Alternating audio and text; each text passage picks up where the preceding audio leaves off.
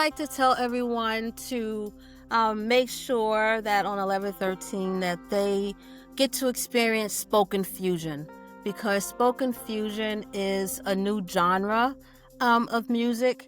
And it was so interesting because Herb and I were in the studio and we were like, well, I said, Herb, I'm like, do you realize we're making history? And he says, yeah. So we're like, well, what should we call it? You know? And we're like, okay, spoken, well, it's not really spoken word. It's a little different than spoken word. And then he says, confusion, fusion. Oh, spoken fusion. Exclusive interviews, global voices, real stories. Welcome to Worldwide Entertainment TV, and it's your New York and Atlanta host, Miss Goldi2U.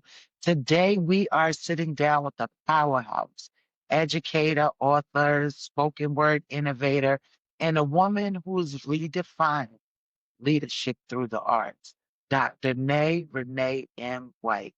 Welcome to the show, Queen. Thanks so much, Miss Goldie, to you. That's my twin right there, everybody. So, before we dive in, how are you feeling today? I'm feeling blessed that I'm here with you, and I have the opportunity to share my story and just let the world know what is coming to them. I'm excited, and we have so many things to talk about. And I just love talking with you because we're so much alike. So, for those who are just being introduced to Dr. Nay, who is Renee M. White beyond the titles and accolades? Renee is a little Black girl from South Jamaica, Queens, New York. She is a mom of two adult sons. She is a survivor. She is a go-getter, because that is why my company is called Renee's Way, because Renee does it her way to get the results that Renee wants. So, yeah, so that's pretty much has been who I am over the years. I'm one to always shoot for more and to shoot for my dreams, and always supporting others to help them do the same. I love it, and you definitely do it well. You're an educator, a spoken word artist, an author, and a visionary. What inspired you to merge literacy, leadership, and the art? Um, Actually, I would have to say it was a divine intervention. I've been an educator for almost 40 years, teaching teachers how to teach literacy in the classroom. But also my doctoral degree is in educational leadership. So I also focus on creating class leaders, school leaders, teachers to be leaders. But then a time came about, I guess, 5 years during like COVID, when COVID first struck. Words just started coming to me. Poetry just started coming to me. It's not like I've always been a poet. I've always been a writer, writing journal articles, research, that type of academic type of things. But the poetry just started coming, and they were coming whole from the title, from the beginning to the end. And I'm like, wow. Like, even now I'll read something and I'm like, I wrote that because I felt that I was just pretty much the vessel to get the words to the people. So that is why I started publishing my poetry, because I felt it was given to me for a reason, for a purpose, to help others. So that's how it just all began. The words just started coming in the middle of the night, and then I said, oh, well, I have enough for a book, I can publish and help other people, because yeah, so it's just been an amazing journey for the past years or so. And then even to be a spoken word artist, is just mind-boggling to me because I never had that on my radar. It was like, "Okay, I'll be a college professor for so many years, I'll retire, I'll Mhm. go and start traveling and doing this and doing that." But, um, yeah, so now my life has pivoted, and it's exciting to me, it's motivating to me, and I look forward to, reaching, the world and helping others.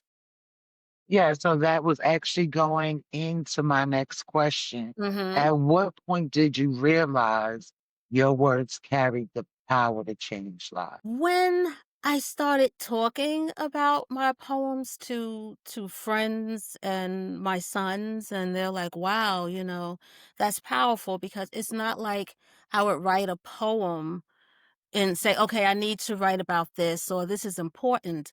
The words just came, and it was so interesting because they were all still on that women empowerment theme.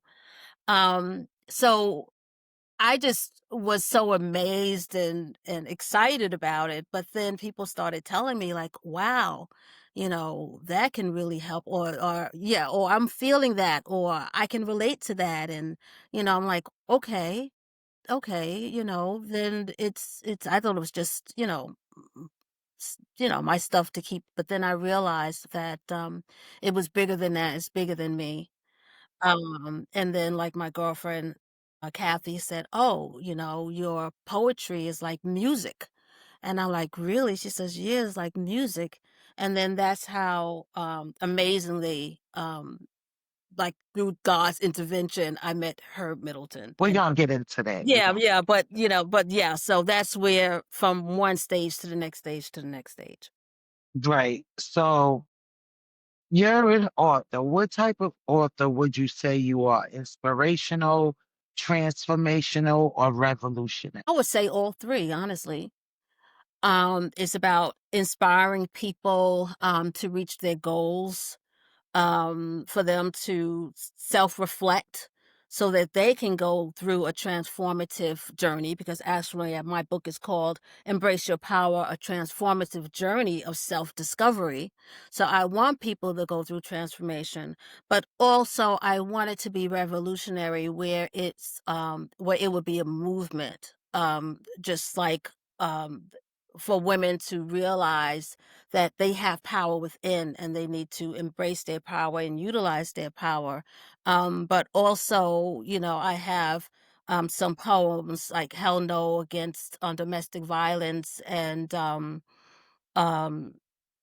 so with that is the idea of women supporting other women, um, to give them the power and the confidence to move on with their lives and say, hell no, I'm not going for this. So yes, so all 3 I think are How does your writing process begin? Do you start with a message, a moment, or a mood? actually,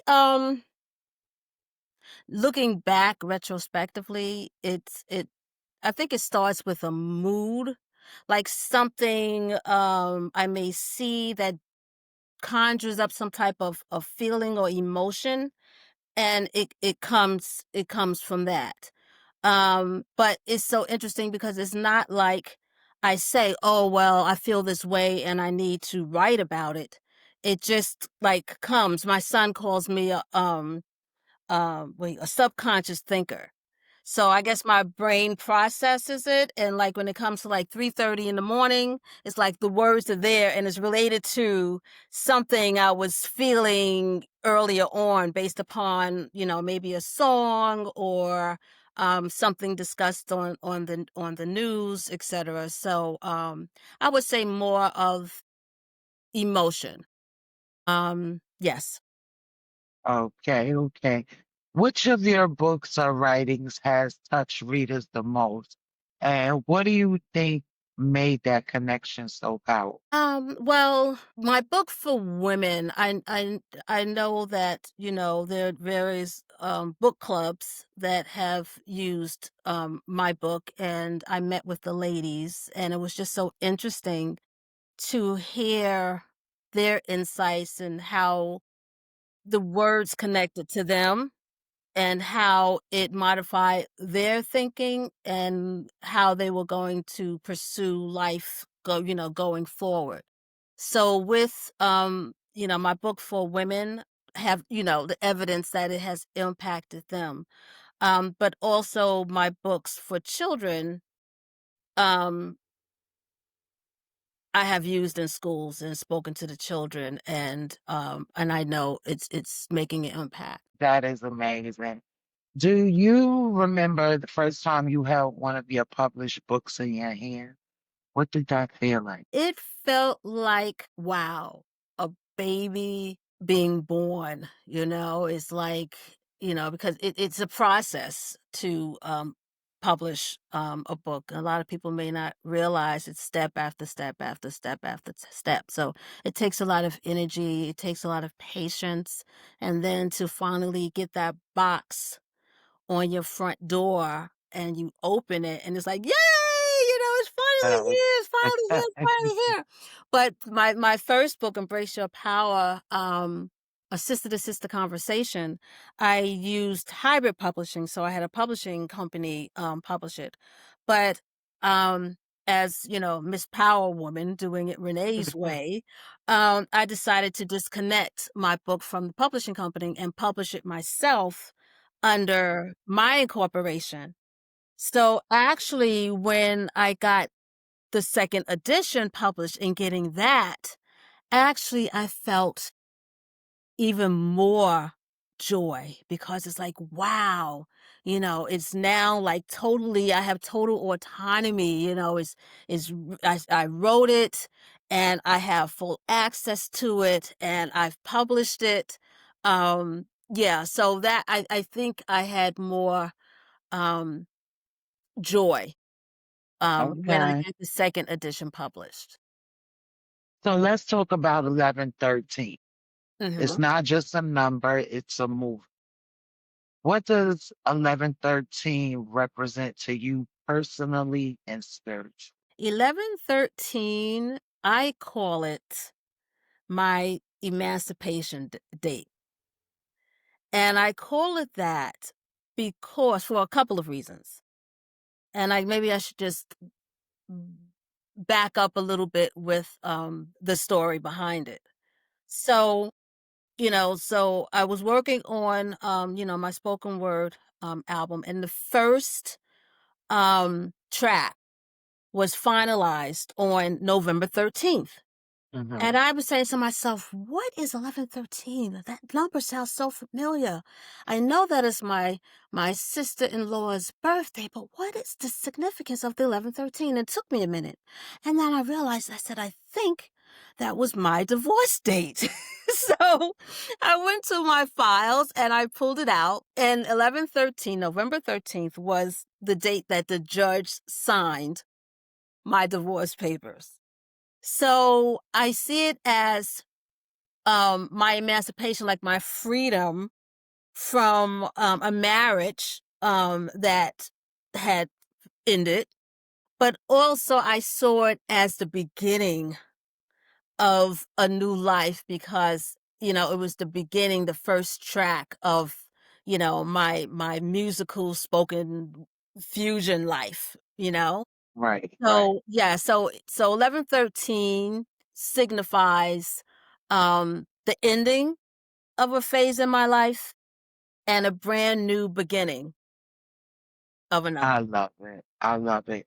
And previously you mentioned being a survivor.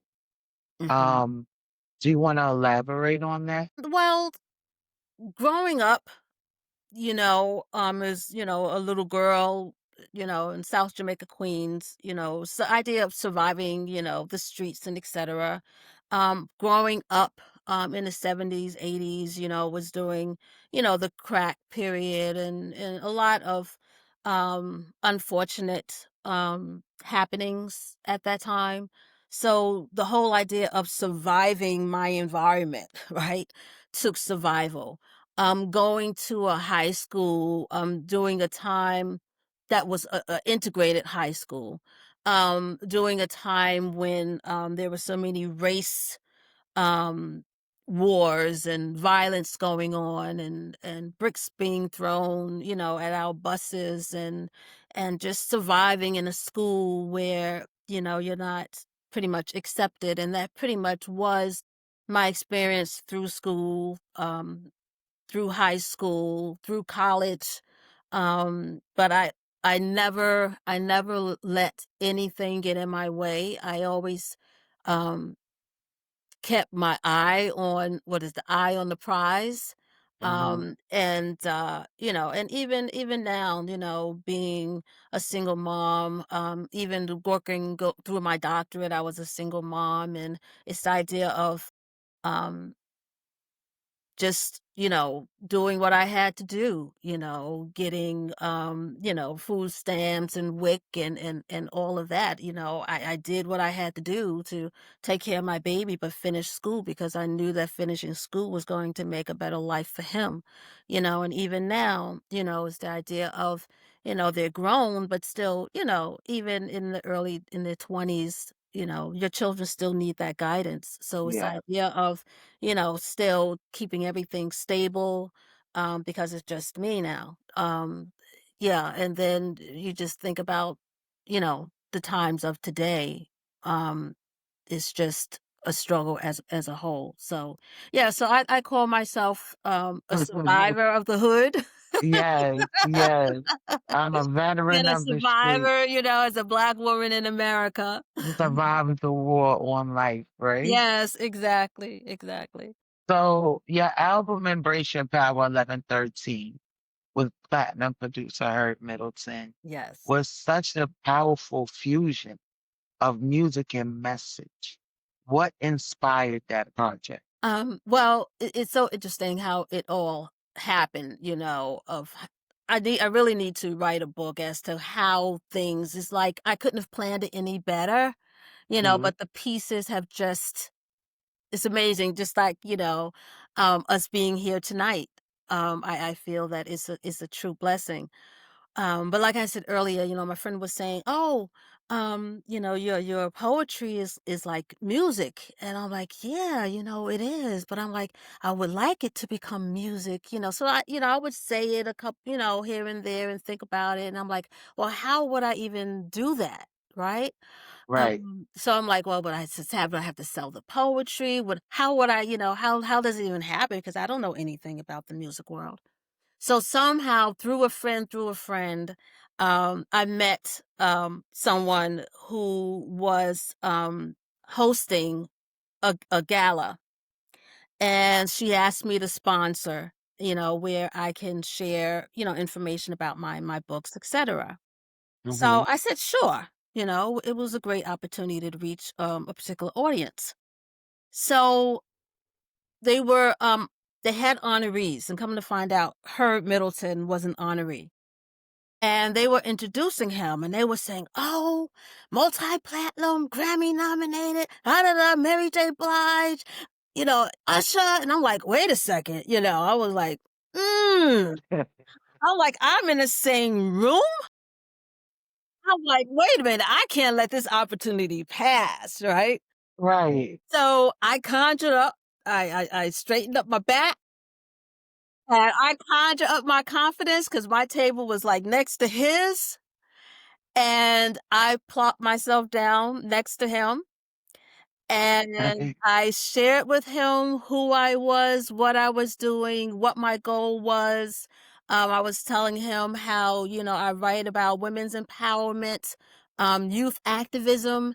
And he says, wow, he said, my record label is all about, humanitarian efforts and making a positive difference. Yes. So he gave me his card. He says, "Okay, let's talk." So that next day was a Sunday, and I sent my follow-up because it's all about being a follow-upper, and I sent him an email, and we were on the phone like that Monday. I shared with him some of my poetry, and that's all she wrote. And it's been, oh my gosh, I've been having a ball. I've been having an absolute ball, you know, Yes. going to the studio. And even what's so interesting is, how I've grown musically, working with him because before, like I said, like the poems would just come to me. But then we would have go Herb and I would have conversations in the studio, and he said, "Well, wouldn't it be dope, if this and this, or if it ended like this and da da da da da?" And I'm like, "Yeah." Right? And then it's like I would go to sleep, and then, you know, there's a poem, like, there's a poem, about, say, congratulations about divorce, because we started talking about divorce and etcetera. And, so I learned about myself that, I can start the process intentionally, you know?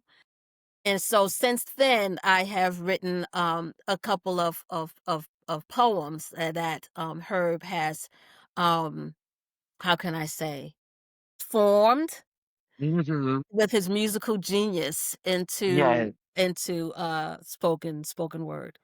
that's my brother Herb, and Yes. yeah, he's definitely an amazing producer. I talk about him all the time, and I said, when you listen to people, they have a sound, Mhm. and he doesn't have a sound. No, no. It's every work is a work of art, and it's different. You're never gonna get like you can listen to something and be like, "Oh, that's Herb." You're not. It's Yeah, amazing every time. I yeah, love yeah, working with him as well. right, and What do you hope listeners walk away with after experiencing the 1113 project? hope that they realize that they can do whatever they put their heart. I want them to realize that, yeah, life is hard, but we can survive. We can find a way to work through it.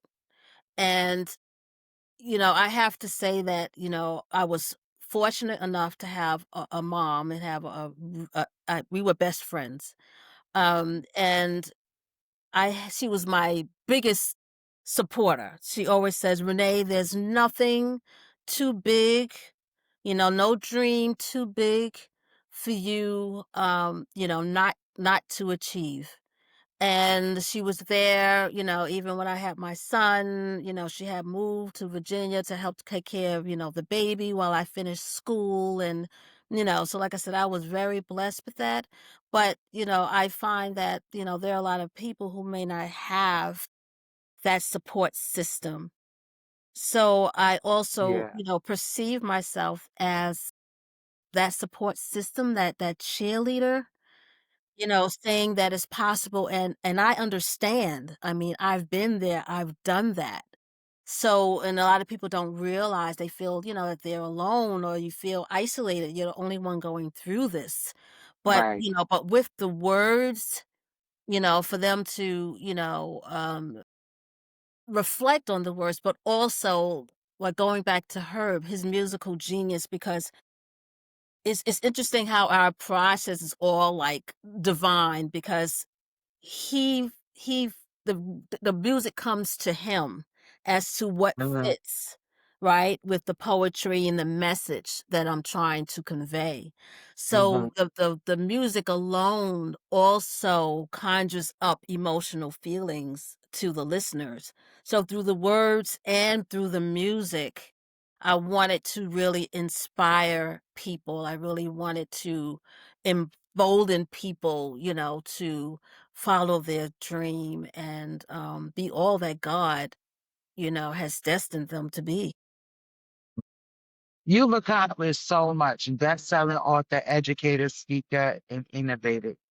What achievement are you most proud of so far? Um, okay, on a personal note, I'm most proud of my sons. I mean, they are amazing young men. They are focused, they are grounded, and they're mm, they're making a difference, what they're doing, so so I just know that they're going to leave a stamp on the world, during their time here on earth. So that's what I'm most proud of. Definitely proud, mommy. Yeah, I'm a mommy. I'm the football mom, basketball mom. With what I have, produced so far, I would say my books that I've written for children, Mhm, because I've had the opportunity to, go back to my elementary school back in Queens, mhm, and, and I do workshops with, like, all of the 5th graders, so this is my 5th year going back into the schools, and that's just, like, immediate gratification because yeah, the children, when I do lessons with them and when they read back or, show what they've created, based upon their thought process, I'm like, wow, it's like they're understanding, it's, like leadership, like now they really are, you know, um, communicating their understanding of what leadership, what they got from the poem, and then what they can do in their lives to become better leaders or whatever the topic is. So yeah, so that's like instant gratification when I work with the youngsters. and they're very important, and they need people. The younger generation and the elders, I feel like are suffering the most because the people in between are so busy and have so many things to do, and they don't have time to focus on the children or the elderly. So, and the children are very important because they will be the next citizens, they'll be the next politicians, doctors, lawyers, criminals, whatever it is they are going to be next, is is very important. And I know kids never really forget those people that take that time with them. What's Right. one lesson life has taught you about resilience, and how do you pass that message on to others? About resilience, um, I guess looking at all of the products that I've produced. But just going back to, like, with the children, you know, they actually see resilience because I went to school there, and they're like, "You went to school here?" I'm like, "Yeah, I went to school here from kindergarten through 6th grade." Like, so many years ago, and they're like, "Really?" So so it's again, like you said, children need role models. So for them to actually see me in this position, right? I went to Mhm. school there. Also, I was a teacher there Wow. 30 something years ago. So I Mhm. went back to teach at my elementary school, and now I'm going back with my books, right there is, I think, is demonstrating resilience for them to see, for them to actually see.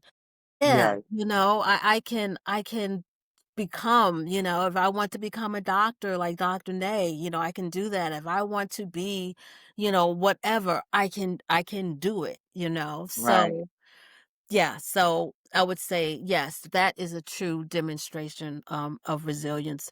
And then I have a poem in the book, a welcome poem in each of the books, telling them Mhm. that I've been through this and I've been through that, and now I'm here, you know, Okay. to pass on what I know to you. I love it. You've empowered so many, but who or what empowers you when you need strength? Who empowers me? Well, my mom, before she passed, but I still feel her, you know. She's still there. I still know that no matter what, God is there That's right. and He will get me to where I'm meant to be, Right. you know? We all have, troubles and pain, but I know that there's another side to that. I'll get to the other side. And, and it's so interesting because I have a poem in my book. It's a temporary state. And I share that with so many of my friends when they're going through something. I'm like, just Mhm. understand that it's a temporary state. Right. And it's only for now, and you'll get through it, you know? Yeah.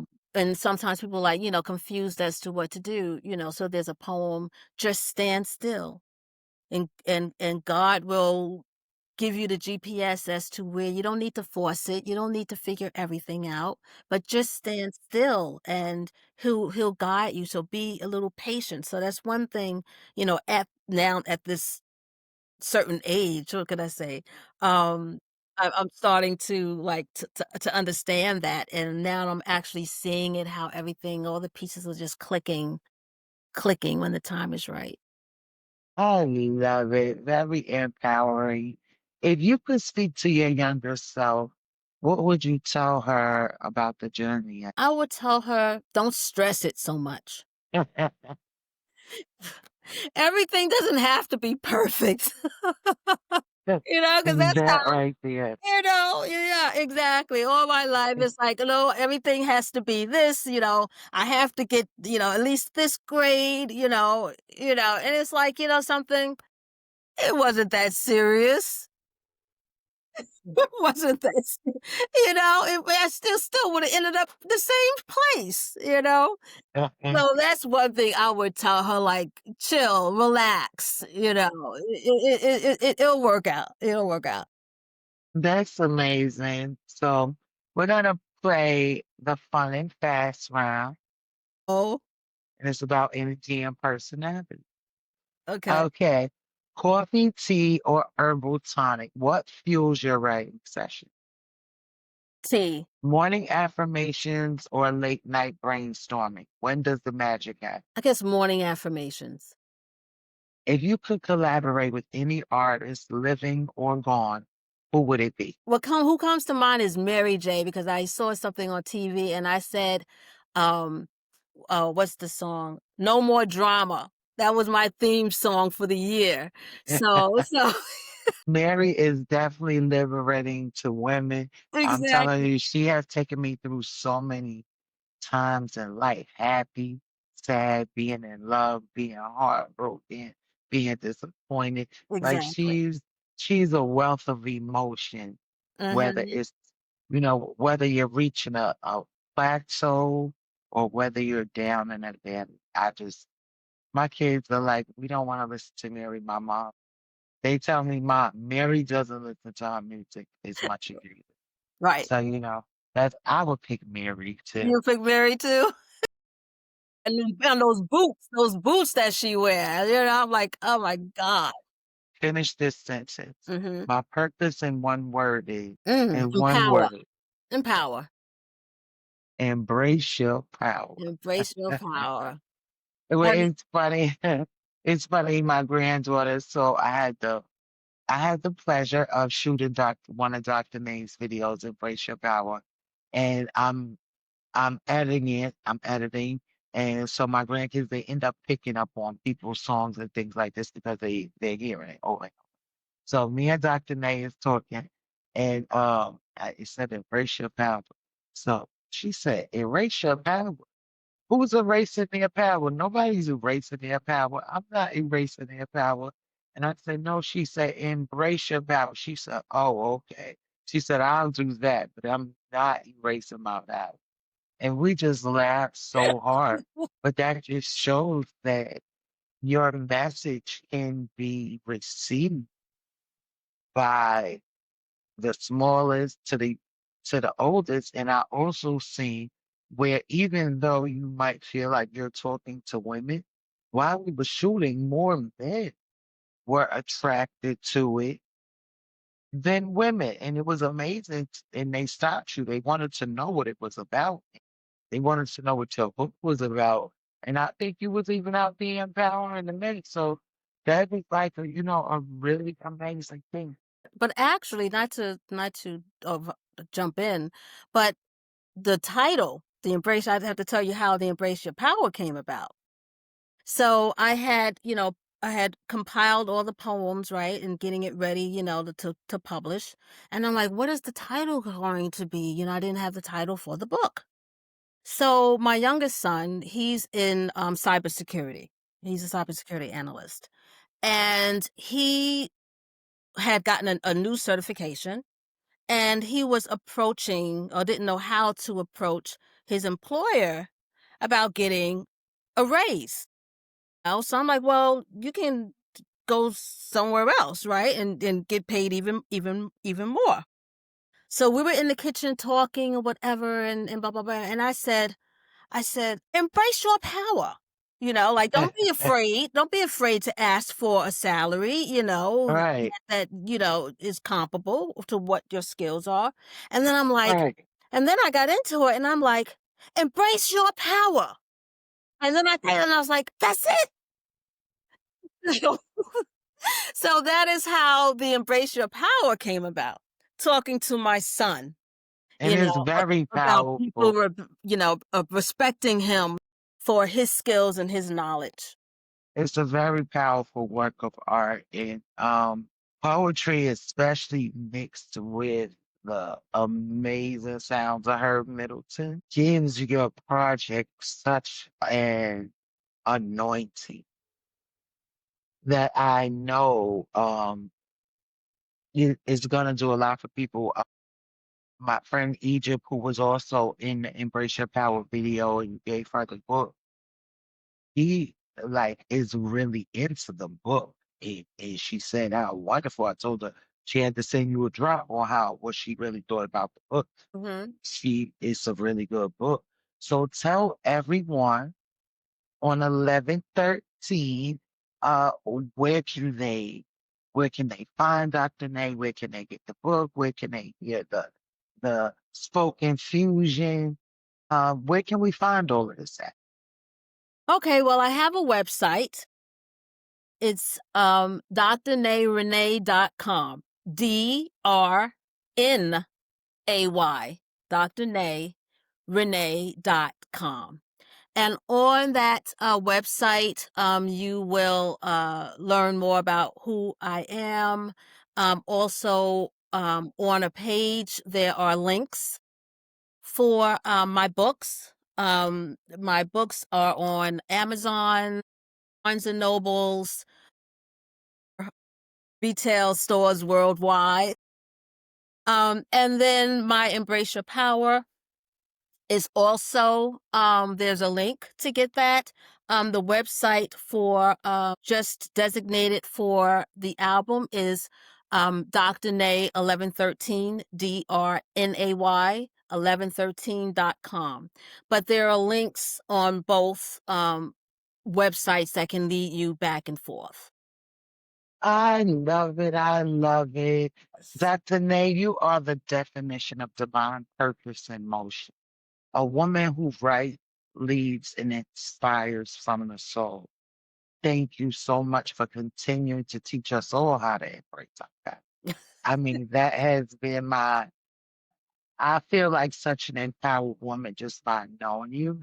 And the fact that we are twins, we have the Yes, same yes. birthday. So you couldn't tell me anything about how amazing she is.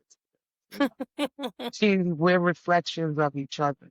So thank you so much for joining us on WWE TV. Is there anything that we forgot to mention, forgot to talk about, or just anything that you would like to leave with the audience? Would like to tell everyone to make sure that on 1113 that they get to experience spoken fusion, because spoken fusion is a new genre of music.